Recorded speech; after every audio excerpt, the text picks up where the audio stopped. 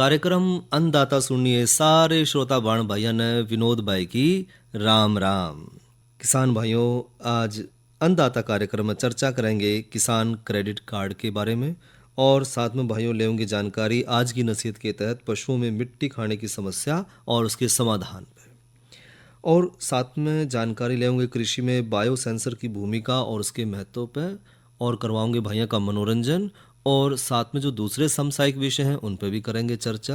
तो कार्यक्रम की शुरुआत में करो भाइयों चर्चा किसान क्रेडिट कार्ड पे। किसान भाइयों, किसान क्रेडिट कार्ड एक सरकारी योजना है जो किसान, मत्स्य पालन करने वाले या पशुपालन करने वाले भाई हैं या जो खेती बाड़ी से जुड़े जो भी सहायक काम धंधे हैं उनमें जो है एक छोटे समय के लिए लोन प्रदान करने की प्रक्रिया है। और इस लोन राशि का इस्तेमाल किसान भाई जो है खेती से संबंधित सामान खरीदने खातर कर सके हैं या कोई जो सहायक उपकरण खरीदने हैं उस खातर कर सके हैं। और इस योजना का मुख्य उद्देश्य है भाइयों जो असंगठित क्षेत्र के किसान भाई हैं उन साहूकार जैसे उधारकर्ताओं या जो मोटा ब्याज वसूल कर रहे हैं उससे बचाना है। और किसान क्रेडिट कार्ड स्कीम के तहत किसान भाइयों को जो ब्याज दर है उसमें 2% तक की भी छूट किसान भाइयों ने मिल सका है। इसके अलावा किसान लोन का भुगतान फसल की कटाई या उसे बेचने के बाद भी कर सके हैं, और ये सुविधा इस योजना ने और भी खास बना दी है। बात करें भाइयों इसकी विशेषता और इसके लाभ की, तो किसान क्रेडिट कार्ड जो है एक ऐसा कार्ड है जो किसान भाई अपनी ज़रूरत के अनुसार उसमें पैसा निकाल सके है। साथ ही किसान क्रेडिट कार्ड किसानों को फसल की खेती, कटाई, उसके बाद जो खर्च है उसमें कृषि से जुड़े निवेश के लिए पैसा देवे है। साथ ही किसान क्रेडिट कार्ड योजना के तहत 1,60,000 रुपये तक का लोन बिना किसी गारंटी के किसान भाई ले सके हैं, और इसकी जो अधिकतम 3 लाख रुपए तक का लोन किसान भाई ले सके हैं। समय पर लोन की अगर ईएमआई का भुगतान कर दिया जाए तो किसान भाई तो सरकार जो है उसके ब्याज में छूट जो है प्रदान करा है, और यह छूट लगभग 2% तक की छूट दी जावे है। साथ ही भाइयों जो भुगतान अवधि है उसमें फसल की कटाई और जो व्यापार अवधि है उस पर आधारित हो है जिसके लिए किसान भाई लोन की जो राशि ले रहा है। साथ ही अगर कई बार जो है स्थायी विकलांगता आ जाए या मृत्यु हो जाए तो उसमें 50,000 रुपये तक का, और जो अन्य जोखिम है उसके बदले में भाई 25,000 रुपये तक का बीमा भी इसमें प्रदान किया जावा है। और जो किसान क्रेडिट कार्ड है भैया उसमें जो ब्याज की दर है वो बैंक से बैंक पर निर्भर करे है। हालांकि सरकार के जो दिशा निर्देश है उसके अनुसार बैंक जो है समय पर ईएमआई का भुगतान करने वाले ग्राहकों को ब्याज दर में 2% तक की छूट दे है। और उसके साथ ही भाइयों इस योजना पर जो लगने वाली जो फीस है या जो दूसरे दस्तावेज हैं वो बैंक से बैंक के ऊपर निर्भर करे हैं। तो बात करें भाइयों कौन कौन जो किसान भाई हैं वो किसान क्रेडिट कार्ड खातर आवेदन दे सकें, उसकी योग्यता की है। एक तो सभी किसान जो अकेले या अधिक व्यक्ति के साथ मिलकर खेती या खेती से संबंधित कोई भी काम कर रहे हैं वो किसान क्रेडिट कार्ड ले सके हैं। वे जो व्यक्ति स्वामी है या सह कृषक है जो अपनी ज़मीन के मालिक हैं वो भी जो है किसान क्रेडिट कार्ड बनवा सके हैं, और सभी जो किराएदार किसान या जो मौखिक पट्टेदारी है उस पर खेती कर रहे हैं तो वो भी जो है किसान क्रेडिट कार्ड बनवा सका है। स्वयं सहायता समूह है या संयुक्त दे जो समूह है उसमें किराएदार किसान है या जो बटाईदार किसान है वो भी जो है किसान क्रेडिट कार्ड खातर अप्लाई कर सके हैं। डेयरी किसान है जो न भैंस जो है पशुपालन कर रहे हैं उसके साथ उनके पास एक शेड है, पट्टे पर ले रखा है या किराए पे है, तो वो भी किसान क्रेडिट कार्ड खातर अप्लाई कर सके हैं।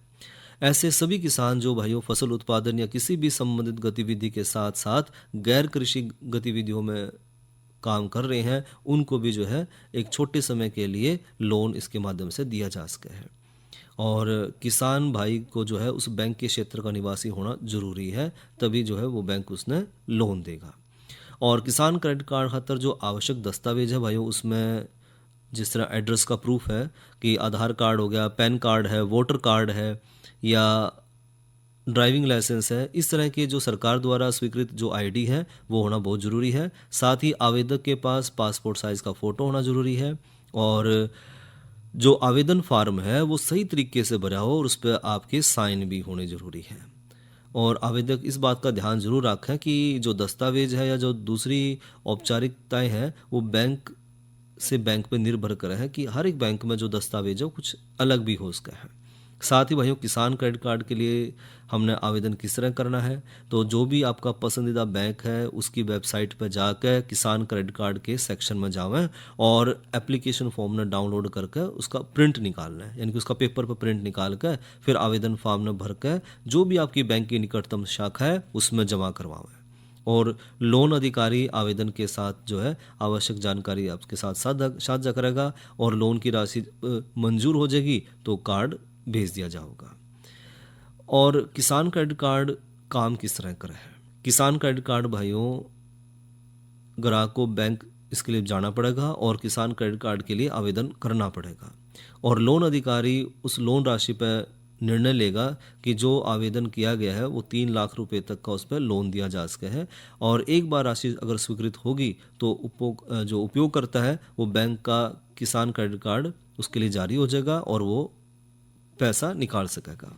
और कार्ड धारक भाइयों अब उस कार्ड की सीमा पर जो है वस्तुओं की खरीदारी आसानी से कर सकेगा और ब्याज दर केवल लिए गए लोन की राशि पे ही लागू होगा और समय पर अगर किसान भाई भुगतान कर दे तो जो है उसमें ब्याज दरों में भी कमी लाई जा सके है।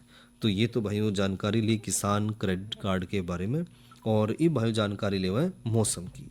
तो आज का अधिकतम तापमान रहा 32 डिग्री सेंटीग्रेड और न्यूनतम तापमान रहा 26 डिग्री सेंटीग्रेड और आने वाले कल का अधिकतम तापमान रहने की संभावना है 30 डिग्री सेंटीग्रेड और न्यूनतम तापमान रहने की संभावना है 26 डिग्री सेंटीग्रेड। साथ ही जो है बादलवाई और हवा जो प्रदेश के कई क्षेत्रों में देखी जाएगी और कहीं ना कहीं जो है हल्की बूंदाबांदी भी होने की संभावना रहेगी।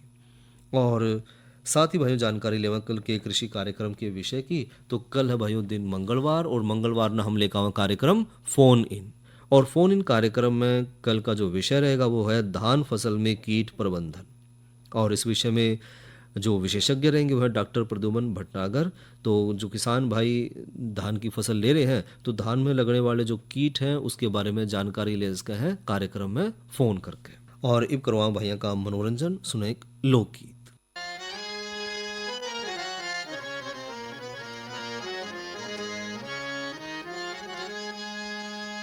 भाई देश के ऊपर जान देनी है और सो मारे सलामत ने भाई मात पिता और काम जले का कर दिया रोशन नाम तने देश के ऊपर ध्यान देनी है सो मारे सलामत ने मात पिता और गाम जले का कर दिया रोशन नाम तने।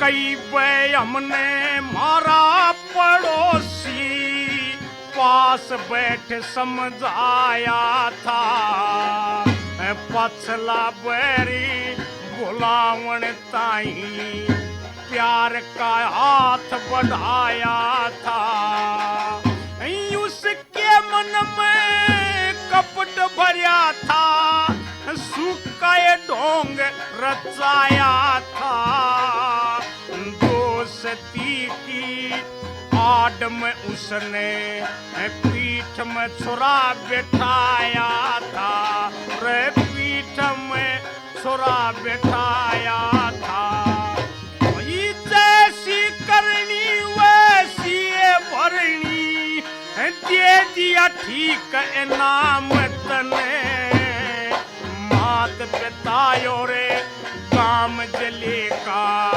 कर दिया रोशन नाम तने।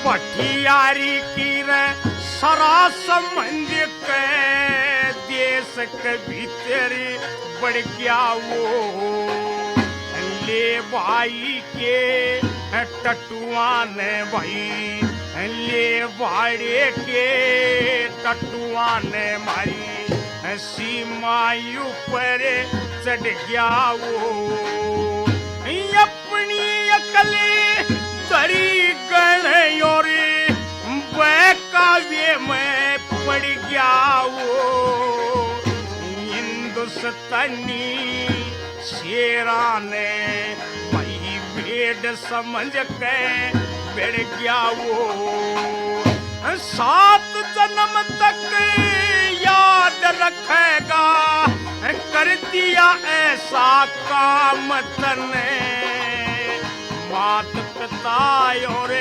गाम जले का कर दिया रोशन नाम तने।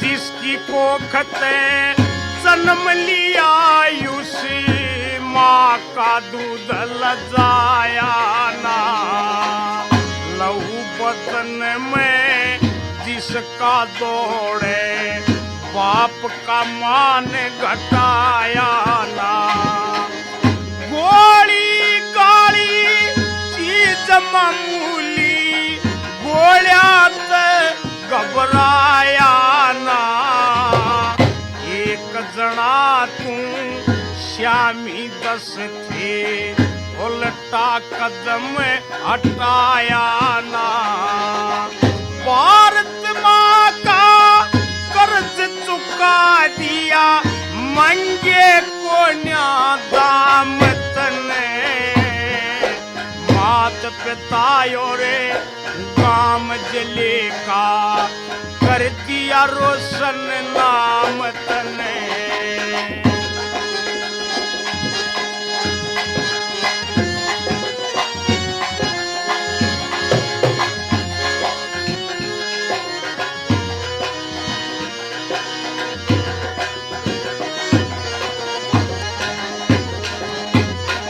वही याद रहेगा सदा तलकियो, भूलना ना उपकार तेरा, हिंदुस्तान का बच्चा बच्चा रहेगा कर्जदार तेरा, सदियों तक गुण गान करेगा कवियों का दरबार तेरा, देश की खातिर दिया से जो बलिदान ना बेकार तेरा, कुलदीप एकला नहीं यो सारा नमन करे से गाम तने, मात पिता और गाम जले का कर दिया रोशन नाम तने।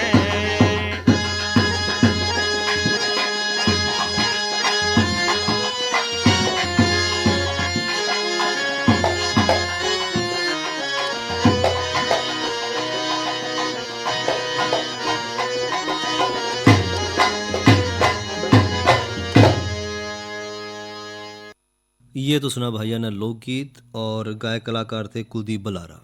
यह संदेश यूनेस्को और आकाशवाणी के सहयोग से प्रस्तुत किया गया है। जलवायु और लिंग, यह यूनेस्को का संदेश है। जलवायु परिवर्तन का असर सब पर एक जैसा नहीं होता। गांव की महिलाएं जो खेती में काम करती हैं, इससे ज्यादा प्रभावित होती हैं। अक्सर उनकी बात सुनी ही नहीं जाती और मुश्किलें बढ़ जाती हैं।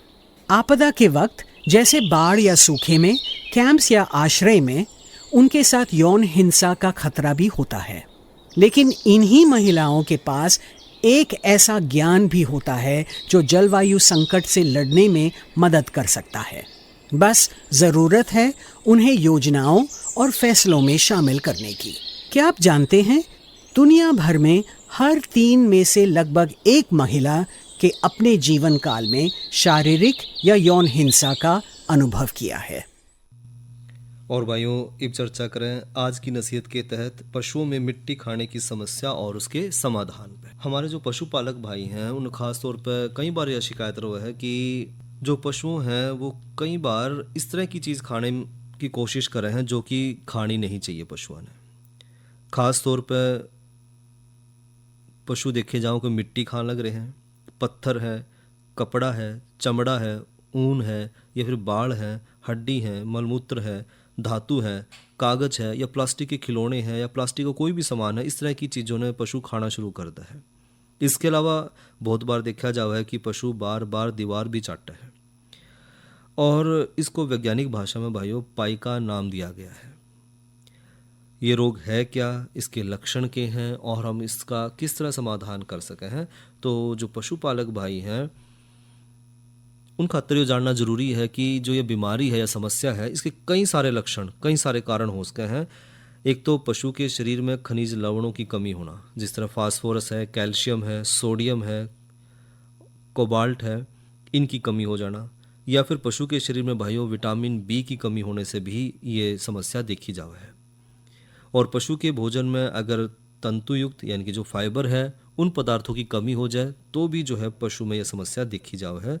और पशु को भरपेट और बढ़िया गुणवत्ता वाला अगर भोजन नहीं मिलेगा, पशु खाली पेट रहेगा, तो फिर वो जो है इस तरह की चीज़, प्लास्टिक है, पत्थर है, मिट्टी है, ये सब चीज़ खाना शुरू कर देगा।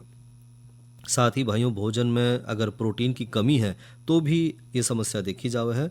और पशु के शरीर में अगर बहुत ज़्यादा आंतरिक परजीवी है यानी कि पेट में कीड़े हैं तो भी ये समस्या आ जाए।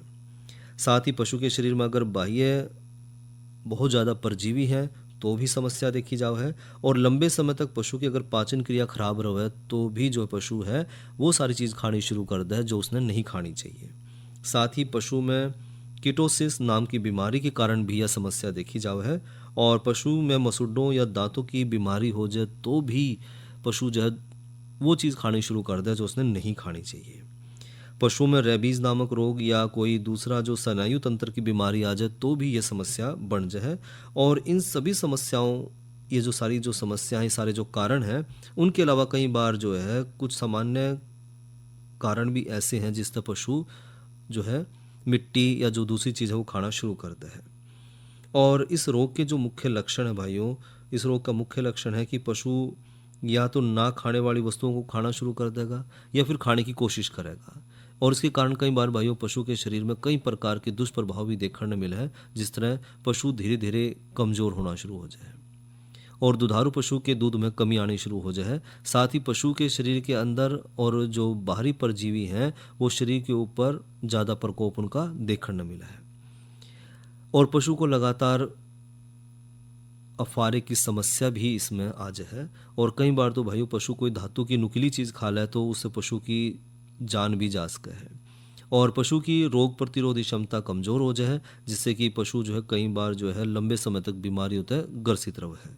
साथ ही मादा पशु में नए दूध ना होने की समस्या भी बढ़ जाए और पशु की जो बाह्य त्वचा है उसमें रूखापन आना शुरू हो जाए। और जिस तरह भेड़ है उनमें ऊन की मात्रा में कमी और उसमें गुणवत्ता में भी कमी देखी जावे है। इस रोग की पहचान किस तरह करें और उसके कारणों का किस तरह हम पता लगा सके हैं, तो इस रोग की पहचान के जो मुख्य लक्षण है उस पर हमने बात करी कि इस तरह के अगर लक्षण दिखाई देवें तो हम समझ जाए कि ये जो बीमारी या समस्या हमारे पशुधन में है। और इसके अलावा इस रोग के लिए जिम्मेदार कारणों का पता लगाने के लिए पशु के गोबर, उसके पेशाब की और उसके खून की जांच हम प्रयोगशाला में करवा सकें तो उससे भी पता लग जाए कि क्या कारण है, पशु क्यों ऐसा कर रहे हैं। और इस रोग का उपचार और बचाव हमने करना इस रोग से, तो इस रोग के उपचार खातिर, इसके बचाव के लिए हमने नज़दीकी जो पशु चिकित्सालय है उसकी जो है सहायता जरूर लेनी है और सलाह भी लेनी है हमने। रोगग्रस्त पशु के रोग के लिए जिम्मेदार जितने भी कारण हैं उनका पहले तो हम पता लगावें और पता लगा कर फिर उन्हें दूर करने की कोशिश करें। साथ ही भाइयों पशु को बढ़िया गुणवत्ता वाला पेट भर कर हम भोजन देवें और ख़ास तौर पर हम कोशिश करें कि जो पशु तक हम भोजन दे रहे हैं उसमें प्रोटीन युक्त पदार्थ हैं, फाइबर है, विटामिन बी है और जो मुख्य खनिज लवण है जिस तरह फास्फोरस, कैल्शियम, सोडियम क्लोराइड है, कोबाल्ट है, इन सब को हम खाने में शामिल करें ताकि जो पोषक तत्वों की कमी है, प्रोटीन की कमी है, विटामिन की कमी है पशु के अंदर, वो पूरी करी जा सके। और पशु को भाइयों उच्च गुणवत्ता वाला खनिज मिश्रण और नमक जो है हमने रोज़ देना है, क्योंकि जब पशु बार बार दीवार चाटता है, खोर न चाटता है, तो इसका मतलब जो है उसमें खनिज लवण की कमी है। और भाइयों पशुओं में पेट के कीड़ों की दवाई जो हमने हर 3 महीने में एक बार ज़रूर देनी है। और साथ ही भाइयों पशु के शरीर और उसमें जो उसकी बंधन वाली जगह है, जहाँ हम पशु ने बंद है, उसका बाड़ा है, उसकी साफ़ सफाई का भी हमने ध्यान रखना है कि जो है उसके आसपास साफ़ सफाई रहे, बाह्य परजीवी उसके शरीर पर कम से कम रहे। और अगर आसपास साफ़ सफाई रहेगी तो पशु जो है वो कोई बाहर की चीज़ खाने की उसने नहीं मिलेगी, तो उससे भी बचाव रहेगा। साथ के साथ जो हमने अपना पशुधन है उसको भरपेट भोजन देना है, ताकि वो जो बाहर की चीज़ है, पत्थर है, मिट्टी है, कपड़ा है, चमड़ा है, कुछ भी है, वो इस तरह की चीज़ें ना खावे। तो ये तो भाइयों बात करी कि पशुओं में मिट्टी खाने की बीमारी, उसका कारण और उसका निदान हमने किस तरह करना है। और भाइयों इबले जानकारी कृषि में बायोसेंसर की भूमिका और उसके महत्व पे। कृषि में भाइयों बायोसेंसर का उपयोग मिट्टी, पानी और फसलों में पोषक तत्वों, कीटनाशकों और जो अन्य रसायन हैं उनकी मात्रा का पता लगाने खातर कराया जाओ है। ये एक तरह की उपकरण है और इसमें जो है वो सेंसर लगे हुए हैं, और ये सेंसर की मदद से जो है हम आसानी से जो है मिट्टी के अंदर जो बदलाव हैं उन सब का हम पता लगा सके हैं कि मिट्टी में हमारी जो है किस तरह के बदलाव आ रहे हैं, उसकी भौतिक दशा है, उसकी रासायनिक दशा है, उसमें क्या क्या परिवर्तन आ रहे हैं, ये सब जानकारी हम प्राप्त कर सके हैं बायोसेंसर से। तो बायोसेंसर जो है किसानों के लिए बहुत मददगार है। इससे किसान भाइयों को अपनी फसलों की बेहतर देखभाल करना और उपज बढ़ाने में भी बड़ी मदद मिला है। खास तौर पर अगर हम इसके महत्व की बात करें तो मिट्टी और पानी की गुणवत्ता का हम इसमें आकलन कर सकें, उसकी जांच कर सकें हैं। बायोसेंसर मिट्टी और पानी में जो पोषक तत्व हैं, जिस तरह भारी धातु हैं और जो कीटनाशक हैं, उनकी मात्रा का पता लगा सकें, जिससे किसान भाई को यह जानने में मदद मिल जाए कि उनकी फसल के लिए मिट्टी और पानी उपयुक्त है या नहीं है, या फिर उस मिट्टी और पानी में उसने जो है किस तरह की फसल उगानी है, उस मिट्टी में कौन सी फसल जो है वो बढ़िया रहेगी, ये जानकारी जो है किसान भाई आसानी से ले पाएंगे। साथ ही भाइयों फसल की जो बढ़ोतरी है और फसल के जो स्वास्थ्य है उसकी भी हम निगरानी रख सके हैं। बायोसेंसर भाइयों पौधों की बढ़ोतरी और उनके स्वास्थ्य की निगरानी रखने में मदद करे हैं, और साथ ही भाइयों पौधे में पोषक तत्वों की अगर जो कमी हो गई है या कोई बीमारी आ गई है तो वो भी हम बायोसेंसर की मदद से पता लगा सके हैं, जिससे किसान भाई जो है समय रहते जो बीमारी आ गई है फसल में या पोषक तत्वों की कमी हो गई है उनका निदान कर सके हैं। साथ ही कीटनाशक और उर्वरकों का भी कुशल उपयोग करने में बायोसेंसर मदद करे है। बायोसेंसर कीटनाशकों और उर्वरकों की मात्रा का सही माप हमने प्रदान करा है कि हमने अपने खेत में कितनी मात्रा में बायोसेंसर जो है, कितनी मात्रा में हमने उर्वरक या जो कीटनाशक है उसका प्रयोग करना है। और इसका सबसे बड़ा फ़ायदा ये है कि भाइयों हमारी जो पर्यावरण है उस पर पड़ने वाले जो नकारात्मक प्रभाव हैं उससे बचाव हो जाएगा। हमारा जो मिट्टी का प्रदूषण हो रहा है, जल का प्रदूषण हो रहा है, फसलों में जो प्रदूषण आ रहा है, हमारे स्वास्थ्य के अंदर जो प्रदूषण आ गया, हमारे पर्यावरण में जो प्रदूषण है उसको हम नियंत्रित कर पाएंगे। साथ ही भाइयों खाद्य सुरक्षा में सुधार में भी मदद करे है। बायोसेंसर खाद्य पदार्थों में कीटनाशकों और जो दूसरे हानिकारक पदार्थ हैं उसकी उपस्थिति का पता लगाने में मदद करे हैं, जिससे खाद्य सुरक्षा में भी सुधार हुआ है, यानी कि जो हमारा खाने पीने की चीज़ है उनकी गुणवत्ता बढ़े है। और साथ ही भाइयों जलवायु परिवर्तन के लिए अनुकूलन में भी बहुत बड़ी मदद करे है बायोसेंसर। बायोसेंसर जलवायु परिवर्तन के कारण फसलों में पड़ने वाले जो प्रभाव हैं उसकी निगरानी करने में मदद करे है, जिससे किसानों को जलवायु परिवर्तन के अनुकूल होने में और अपनी फसलों को बचाने में मदद मिले है। जिस तरह कि जो पर्यावरण में जो बदलाव आ रहे हैं उस बदलाव के कारण कई बार हम देखा है कि किसी साल बिल्कुल सूखा पड़ जाए, बारिश ही नहीं होती, और किसी साल जो है बारिश बहुत ज़्यादा हो जाए, कई बार सर्दी का मौसम छोटा रह जाए या गर्मी का मौसम बहुत ज़्यादा लंबा चला गया। तो इस तरह की जो भी पर्यावरण में परिवर्तन आ रहे हैं उसके बारे में भी जानकारी हमने बायोसेंसर के माध्यम से मिला है, और किसान भाई जो है उस हिसाब से अपनी फसल का बचाव भी कर पावा है। उदाहरण के तौर पर भाइयों मिट्टी में जो कीटनाशकों का पता लगाना, नैनो बायो सेंसर का प्रयोग करके किसान भाई जो है मिट्टी में कीटनाशकों की मात्रा का सही पता लगा सके हैं, जिससे किसान भाइयों को यह जानने में मदद मिले है कि क्या मिट्टी जो है वो कीटनाशकों से प्रदूषित हो चुकी है या अभी बची हुई है। अगर प्रदूषित हो गई है तो हमने कौन कौन से उपाय अपनाने हैं कि हम अपनी मिट्टी ने जो ये कीटनाशक है उन तक मुक्त कर सकें। इसी तरह भाइयों पानी की गुणवत्ता की निगरानी भी हम जो है बायोसेंसर तक कर सके हैं। बायोसेंसर पानी में पोषक तत्व, भारी धातु या जो अन्य दूसरे रसायन की मात्रा का पता लगा सकें, जिससे यह सुनिश्चित करा जा सके कि पानी पीने लायक है या नहीं है, सिंचाई करने खातर सुरक्षित है कि नहीं है, हमारे खेतों खातर बढ़िया है या नहीं है, हमने पानी बदलने की जरूरत है या नहीं है। साथ ही भाइयों फसल की जो बढ़ोतरी है उस पर भी निगरानी रखें बायोसेंसर पौधे में पोषक तत्वों की कमी का पता लगा सके हैं, जिससे किसान भाई समय रहते उसमें उर्वरक का प्रयोग करके या प्राकृतिक तरीके से जो है फसल के स्वास्थ्य को अच्छा कर सके हैं और जो फसल का स्वास्थ्य है उसको बेहतर बनाने में मदद करे है, जिससे फसल जो है बड़ी तेजी से बढ़े है, फसल की बढ़ोतरी अच्छी देखी जावे है। इसी तरह भाइयों फलों और सब्जियों में कीटनाशकों का पता लगाना, बायोसेंसर जो है फलों और सब्जियों में कीटनाशकों का पता लगाने में भी मदद करे है, जिससे यह सुनिश्चित किया जा सके कि खाद्य पदार्थ जो है उपयोग करने के लिए सुरक्षित है भी या नहीं है। यानी कि उसमें जो कीटनाशक है उसमें अगर फलों और सब्जियों में बहुत ज़्यादा मात्रा होगी उसकी तो वो हमारे स्वास्थ्य के लिए बढ़िया नहीं है। तो ये तो भाई हमने जानकारी ली कृषि में बायोसेंसर की भूमिका और उसके महत्व पर। इसके अलावा किसान भाइयों कई बार खेती बाड़ी करते हुए बहुत तरह की समस्याएं किसान भाई के सामने आ जाए हैं। मौसम की जानकारी है या खेती बाड़ी में जो अलग अलग समस्याएं हैं, पशुधन का जो पालन कर रहे हैं उसमें कई तरह की समस्याएं सामने आए हैं, तो उन सब के लिए जो है किसान भाई किसान कॉल सेंटर पर फ़ोन करके इसके बारे में जानकारी ले सके हैं। और किसान कॉल सेंटर का जो फ़ोन नंबर है वो है 1551। और भाइयों आज के अन्नदाता कार्यक्रम का समय यहीं तक। इसी के साथ अपने भाई विनोद ने दो इजाज़त। अच्छा भाइयों, राम राम।